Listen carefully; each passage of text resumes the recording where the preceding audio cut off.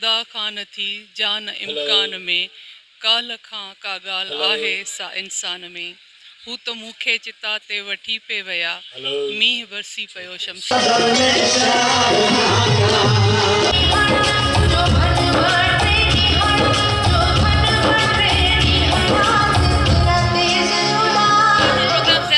ज़्यादातर पसंदि न आहिनि बट ही मूंखे पसंदि आयो ऐं अहिड़ा प्रोग्राम थींदा रहनि असांजा सिंधी अॻिते वधनि ऐं माशाल्लाह। अयाज़ जूं सिटूं आहिनि त अजीब ही आङुरियूं हुयूं जे लहू लहू थी वयूं तुंबे ते अजीब ही वलवला हुया जे न तंद में हा न तार में हा। नौजवान जेके हिते अचनि था मुख़्तलिफ़ मौज़ुअनि ते गुफ़्तगू ॿुधनि था। कल लूलू में ललकार हुई छा धारनि लाइ धिकार हुई अॼु माठ मणीअ में भुड़त ना की धिकार ना का कुड़तना घर सारो देश मरी वियो आहे जागा तबे जियो तोसा निंड में भी तोसा नीयो तो बिन मुंद न मियो रास न आयूं रातड़ियूं। नाज़रीन अवां ॾिसी रहिया आहियो अनसेंसर टीवी ऐं अवां जो मेज़बान इमरान मलिक हींअर मौजूदु आहियां शेख अयाज़ मेलो में जेको तसलसल सां 7हों दफ़ो अयाज़ मेलो मुनक़िद कयो वियो आहे कल्चर डिपार्टमेंट जे साकार ऐं खानाबदोश कैफ़े जी कावशुनि सां जंहिंमें आर्ट एग्ज़िबिशन जंहिंमें मुख़्तलिफ़ सिंगर सिंध खां ॿाहिरि जा सिंगर से परफॉर्म कंदा।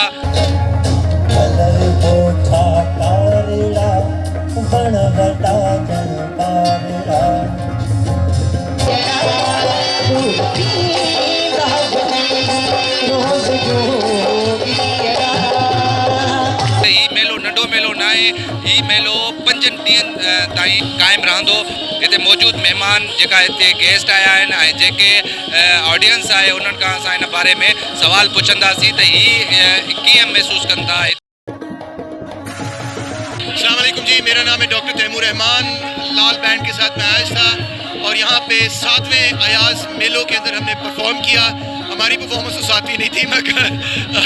7वीं दफ़ा अयाज़ मेलो यहाँ पर हुआ दिसंबर के महीने में हैदराबाद के शहर में। इस मेले की खूबसूरत बात यह है कि इस मेले के ज़रिए और ऐसे मेलों के ज़रिए ही हम नई जनरेशन में वो शायरी, वो फ़न, वो हमारा कल्चर और ट्रेडिशन और हेरिटेज लोगों में मकबूल और आम कर सकते हैं जो कि आजकल की सोशल मीडिया की दुनिया में कहीं खो जाता है। इस मेले की मुनफरिद बात जो मुझे सबसे अच्छी लगती है वो ये है कि इस मेले में ख़वातीन की शिरकत और नौजवानों की शिरकत हमेशा भरपूर होती है। तादाद में नौजवान शिरकत कंदा आहिनि ऐं नवां सेशन्स थींदा आहिनि। पहिरीं ई मेलो हिन ते मक़ामी सतह ते थींदो हो ऐं हाणे आलमी सतह ते थी रहियो आहे। असांजा स्पीकर्स पूरे पाकिस्तान मां आया आहिनि। पाकिस्तान जा मायाना शाइर ऐं पूरे पाकिस्तान जा पश्तून बलोच पंजाबी सराइकी ॻाल्हाईंदड़ अदीब दानिश्वर हिन मेले में शरीक आहिनि। अयाज़ न फ़क़त सिंधी मगर उर्दू के भी एक बहुत बड़े मक़बूल शायर थे। उनकी जो कंट्रीब्यूशन है हमारी सोसाइटी में ख़ास तौर पे प्रोग्रेसिव जो अप्रोच के साथ उस दौर में जिस दौर में मैं समझता हूँ कि तरक्की पसंदी की बात करना और तरक्की पसंद फ़िक्र की बात करना भी बड़ा जुर्म था। उस ज़माने में शेख साहब ने वो बुनियाद डाले और फैज़ अमन फैज़ शेख अयाज़ और उस ज़माने के जितने भी साहिर निजानवी जितने भी कंटेम्प्रेरी जितने भी थे उसमें शेख साहब का कद किसी भी कीमत पे उनसे कम नहीं है। मगर सिंधी समाज के लिए तो शेख साहब एक नेमत थे। शाह लतीफ़ के बाद शेख अयाज़ का आना, तो आज इसमें मैं उनकी जितने भी मुंतज़मीन हैं उनको मैं मुबारकबाद देता हूँ इस कामयाब फेस्टिवल को। I really appreciate Amar, Sindhu, Arfana and the whole, the bunch of ladies. They're doing all this and that is very courageous and encouraging as well at the same time. जो even now इलाही inspire थी थिया उन्हनि जे कम मां ऐं उन्हनि सां गॾु आहियां हमेशह ऐं असांजे लाइ अहिड़ियूं लेडीज़ उत्साह जो सबबु आहिनि। मां आहियां सैफ समेजो एंड अयाज़ मेलो में आहियां and since your question is about Ayaz मेलो मां सम्झां थो त नॉट ओनली अयाज़ शेख अयाज़ जे कॉन्टेक्स्ट में बट इन जनरली जो इलाही इंपॉर्टेंट मेलो आहे, इलाही इंपॉर्टेंट फेस्टिवल आहे। जंहिं तरीक़े सां यूथ हिते पार्टिसिपेट करे थी पई एंड जंहिं तरीक़े सां जेंडर बैलेंस आहे and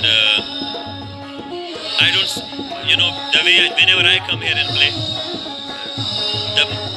the excitement I have जेतिरो मां एक्साइटेड हूंदो आहियां हिन में परफॉर्म करण जे आई थिंक ॿिए कंहिं फेस्टिवल में एतिरो मां एक्साइटेड न आहियां हूंदो।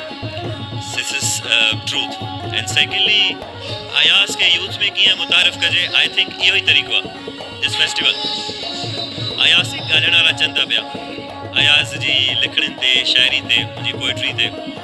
माण्हू ॻाल्हाइनि था मुंहिंजी पोइट्री खे ॻाइनि था ऐं 5 ॾींहंनि खां सेशन्स थियनि था थिएटर थिए थो पियो म्यूज़िक थिए थी पई सो आई थिंक इन खां को बेस्ट वे थी कोन थो सघे so it is the best part is happening Javed सूर मुंहिंजो नालो BBC उर्दू सर्विस सां मुंहिंजो ताल्लुक़ु आहे मुंहिंजो ख़्यालु आहे त हीउ मेलो इन हिसाब सां यूनिक आहे त इहो हिकिड़े इन में नौजवाननि जी जेका तइदादु आहे उहो घणे में घणो शामिलु आहे ऐं मां सम्झां थो त इन मेले जे थ्रू न सिर्फ़ु इहो त अयाज़ जी जेका हिकु हमाजती शख़्सियत हुई उन सां माण्हू रोशनास था थियनि नौजवान रोशनास था थियनि उन जे बारे में ॼाणनि था बल्कि इन मेले में अचण खां पोइ उन्हनि जो चाह ॿियनि शयुनि जे बारे में ॼाणण ऐं पढ़ण जे लाइ बि वधे थो ऐं इहो हिकिड़ो साल जो सकाफ़ती इवेंट्स में अहम मुक़ाम हासिलु करे चुको आहे मुंहिंजो इहो ख़्यालु आहे त हिन मेले खे वधीक ऑर्गनाइज़ करणु घुरिजे छो त हींअर लॻे थो त के शयूं अहिड़ियूं आहिनि जेके अञा लूज़ एंड्स आहिनि त उन्हनि ते अञा वधीक कमु थिए ऐं वधीक वॾी टीम हुजे जेका हिन खे ऑर्गनाइज़ करे ऐं वधीक बहितर अंदाज़ सां करे हीउ जेको थिए थो उहो बि शानदार आहे मूंखे को हिन ते तनक़ीद या क्रिटिसिज़म न आहे पर आउं सम्झां थो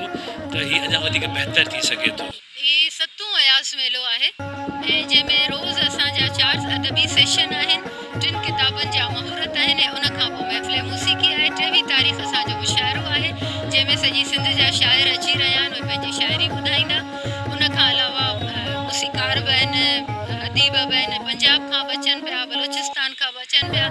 ऐं हीअ पोइ जेतिरा बि अयाज़ मेला करे चुका आहियूं उन्हनि खां हिन जी थीम थोड़ी मुख़्तलिफ़ है जी सलामकुम मेरा नाम माविश है मैं लाल के साथ ताल्लुक़ रखती हूँ अभी हमने परफॉर्मेंस की अयाज़ मेलो पर बहुत ही शानदार परफॉर्मेंस थी क्योंकि पूरा मजमा झूम रहा था सारे डांस कर रहे थे आदमी से ज़्यादा औरतें डांस कर रही थी और ये सबसे बड़ी बात मुझे लगी है इस मेलों की जो ये 2 औरतें करती हैं हर साल और इतना अमेजिंग बनाती हैं हर साल और हमारे लिए हमें कॉन्फिडेंस देती हैं कि भाई आप भी आगे निकलो और आप भी बढ़ो और आप भी काम करो और ये सबसे बड़ी बात है इस मेलों की एंड आई होप कि और ज़्यादा रहे असां उन्हनि जे माहिरीन खे दावत ॾींदा आहियूं त उन्हनि में शिरकत शायदि असांजी घटि थींदी आहे जेका असां पंहिंजे नौजवाननि जी पर राति जेका हूंदी आहे जेका धमाल नाइट आहे जेका कल्चरल नाइट आहे उहा बिल्कुलु असांजे नौजवाननि जे लाइ सो इहो नथो चई सघिजे त हिन महफ़िल में नौजवान न आहिनि मां सम्झां थी त हिन महफ़िल जा वॾे में वॾा रंग आहिनि ई असांजा नौजवान ऐं असांजो